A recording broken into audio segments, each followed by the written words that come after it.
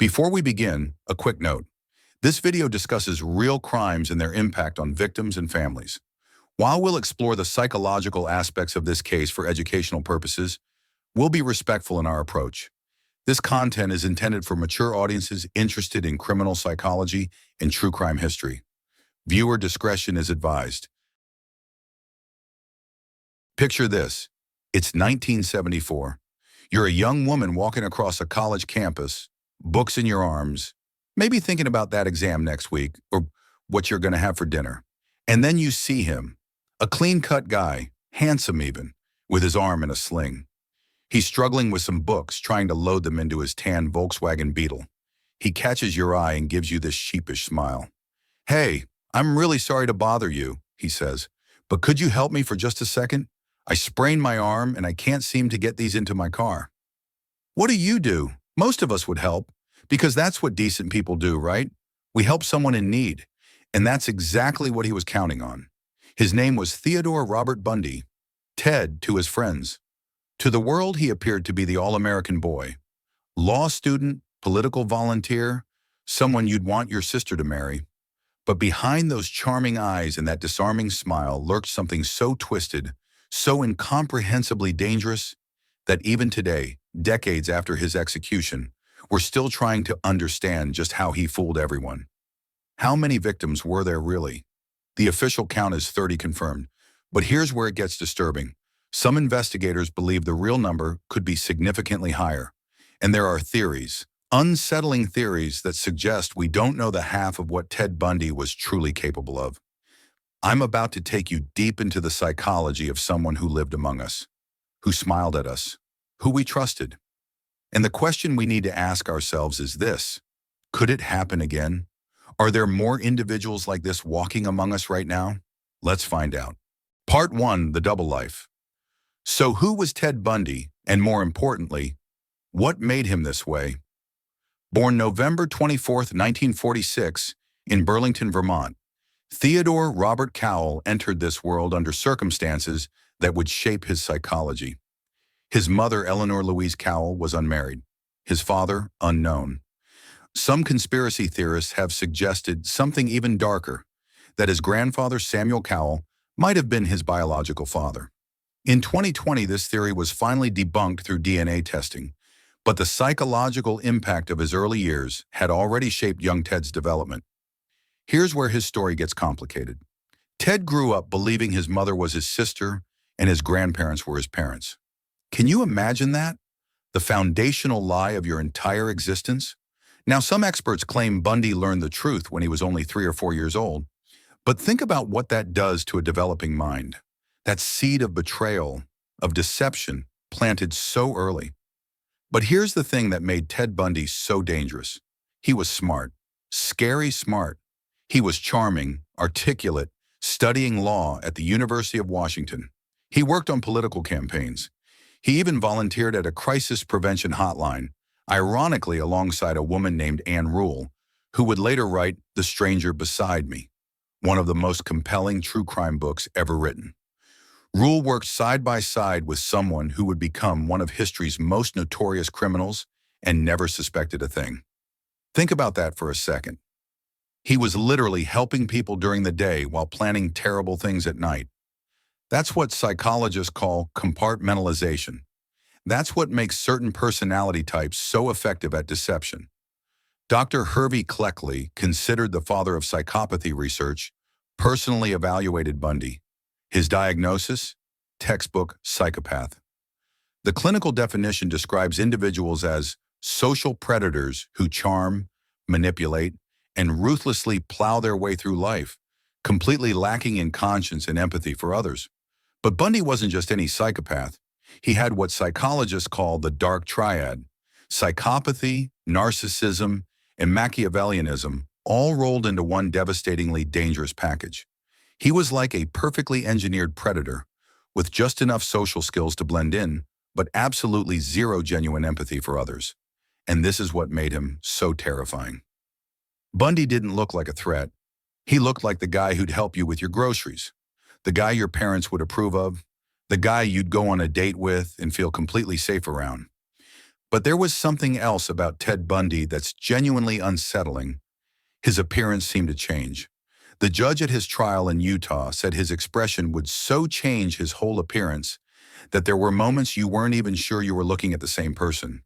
Even law enforcement noted that showing his photograph to witnesses was challenging because he looked different in virtually every photo.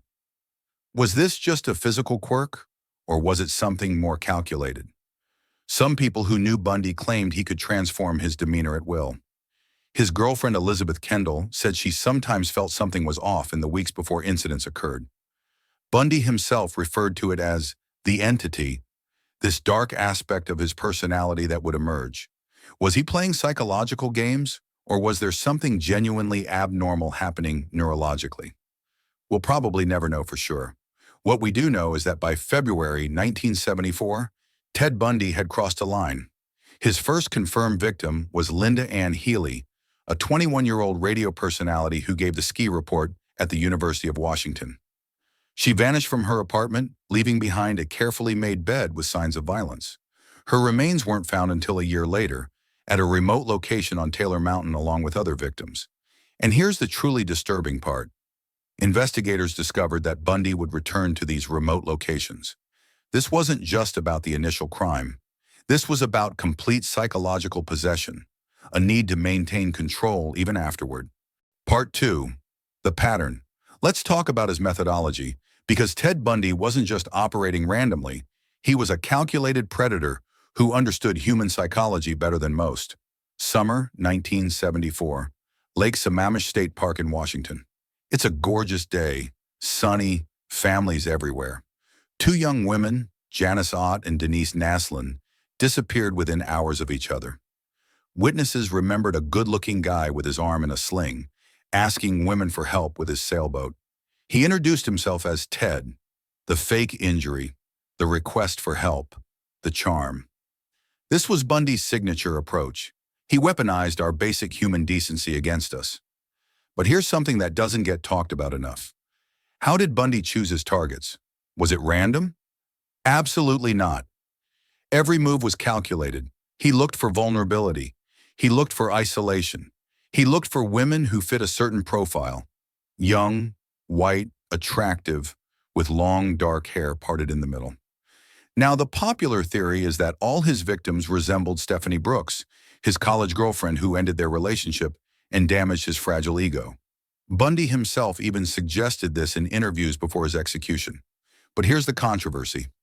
Some experts believe this was just another manipulation, that Bundy threw this out there as a convenient explanation, something that would make him seem almost sympathetic, the heartbroken young man who spiraled out of control.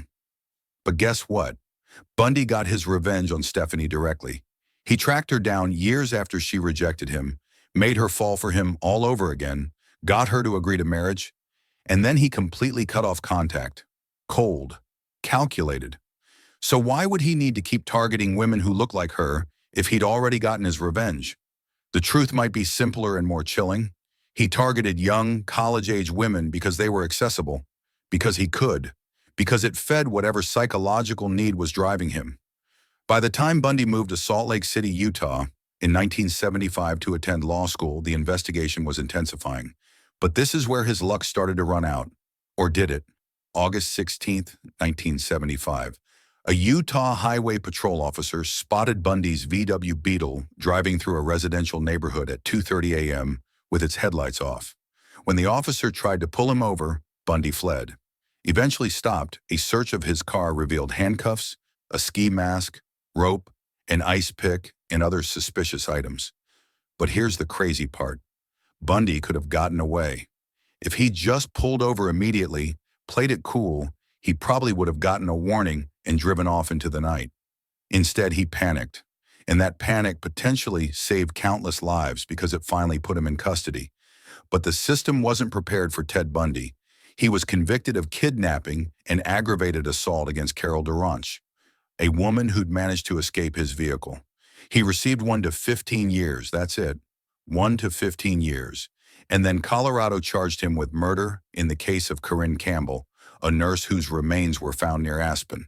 They transferred him to Aspen to stand trial, and this is where things get absolutely insane. Part 3, The Great Escape, June 7, 1977. Bundy was in the Pitkin County Courthouse in Aspen for a preliminary hearing. Because he was representing himself, and here's where the legal system made a critical error, the judge allowed him to appear without restraints. They just trusted him. During a recess, Bundy asked to visit the law library to research his case. The guard stepped outside briefly. The windows were open. Fresh mountain air was flowing through. And Bundy later described thinking, "This is my chance." He jumped from a second-story window, approximately 30 feet down, injured his ankle on the landing, but kept running. Just ran right through the streets of Aspen in broad daylight while roadblocks were being set up. He made it up Aspen Mountain, broke into a cabin, stole supplies. For 6 days, Ted Bundy was free. Can you imagine? One of America's most wanted individuals just walking around in the Colorado mountains, lost, disoriented. Eventually, he came back down, stole a car, and drove it so erratically that police pulled him over, back in custody. You'd think they'd learned their lesson, right? Wrong. They moved him to the Garfield County Jail in Glenwood Springs. More secure, they said. Safer, they said. And Bundy immediately started planning his next escape. He was methodical about it this time. He acquired a detailed floor plan of the jail from other inmates. He obtained tools. Over several months, his girlfriend Carol Ann Boone, we'll get to that bizarre story in a minute, helped smuggle in cash bit by bit. And here's the genius part. Bundy started losing weight on purpose. He dropped 35 pounds so he could squeeze through a small opening in his cell's ceiling. Multiple inmates reported hearing movement overhead at night. The guards didn't investigate. December 30th, 1977. Most of the jail staff was on holiday break. Bundy piled books on his bed, covered them with a blanket to look like a sleeping body, and squeezed through that 1-foot opening in his ceiling. He crawled through the ventilation system, dropped down into the chief jailer's apartment, changed into civilian clothes from the closet, and walked right out the front door. They didn't discover he was gone until noon the next day, 17 hours later. Think about that. One of the most wanted men in America just walked away. He stole a car, drove to Vail, took a bus to Denver, caught a flight to Chicago, then made his way to Tallahassee, Florida. And this is where the real nightmare began. Because when Ted Bundy escaped the second time, he had nothing left to lose. Part 4, Florida and the Final Chapter. January 15th, 1978. Early morning hours. The Chi Omega sorority house at Florida State University. It was just days after Bundy arrived in Tallahassee, and he was already active. He entered through a back door with a faulty lock. Inside, young women were sleeping. In less than 15 minutes, Bundy moved through that house, causing devastation. 2 women, Margaret Bowman, 21, and Lisa Levy, 20, lost their lives.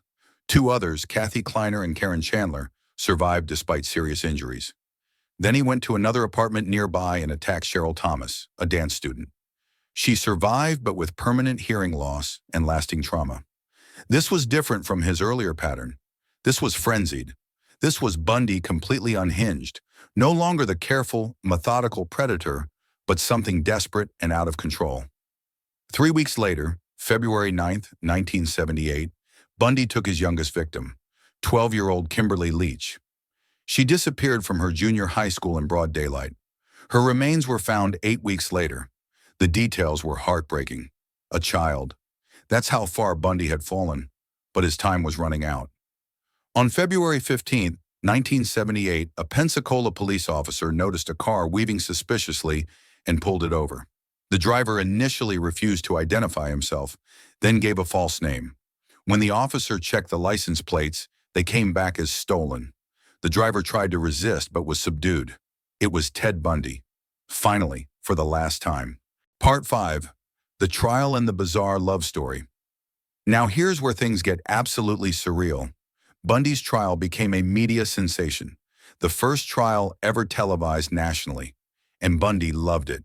He was charming in court, playing the role of innocent man wrongly accused. He defended himself, cross-examined witnesses, acted like he was the protagonist of his own drama. And then there was Carol Ann Boone. Carol met Bundy in 1974 when they both worked at the Washington State Department of Emergency Services. She was actually helping with the investigation into the missing women, women that Bundy had harmed. She liked him, thought he was intelligent, composed. They became friends. Even after his arrest, Boone stood by him. She moved to Florida to be near him during the trial. She visited him regularly. She testified as a character witness, describing him as a warm, kind, patient person. And during his trial, Bundy did something extraordinary. He called Boone to the witness stand during the penalty phase and asked her to marry him. Right there, in the courtroom, in front of the jury and cameras. Under Florida law at the time, if two people declared their intention to marry in front of a judge, it was legally binding. So Boone said yes, Bundy declared his intent to marry, and just like that, they were married.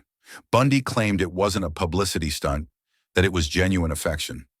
"We didn't do this for your benefit," he told the jurors. But come on, this was Ted Bundy, master manipulator.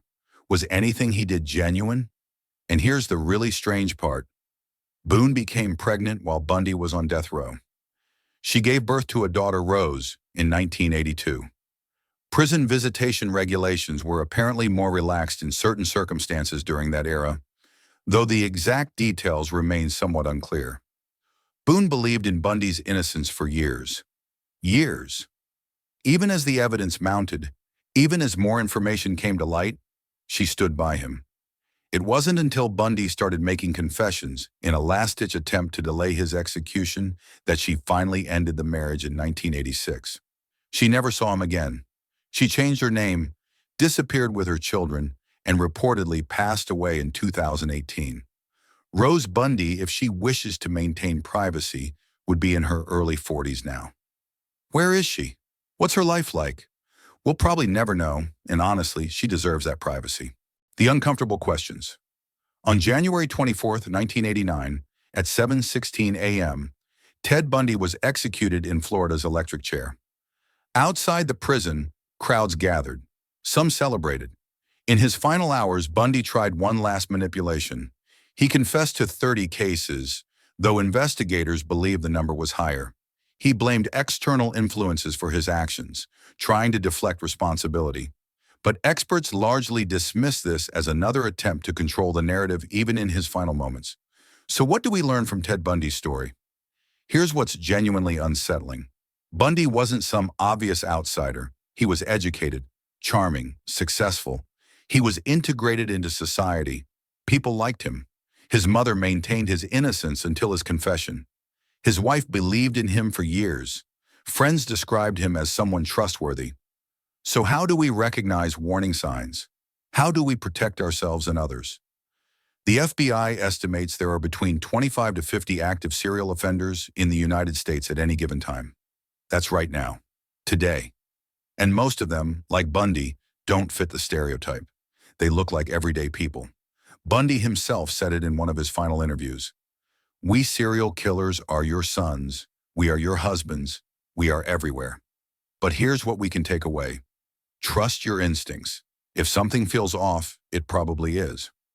Real emergencies don't usually involve strangers asking for help in isolated areas. Genuine people in need will understand if you maintain boundaries or offer to call for help instead. The real lesson of Ted Bundy isn't just about one man's crimes. It's about the psychology of manipulation. It's about how charm can mask danger. It's about how our desire to see the good in people can sometimes blind us to red flags. That's the real horror of Ted Bundy. Not just what he did, but the fact that he could do it while appearing completely normal, while smiling at coworkers, while volunteering for good causes, while maintaining relationships with people who trusted him completely. The person who seemed helpful, the charming individual, the man who fooled America. And maybe that's the most important lesson. Be aware, be cautious, but don't let fear consume you. Most people are genuinely good, but it's okay to trust your instincts when something doesn't feel right. Stay safe out there.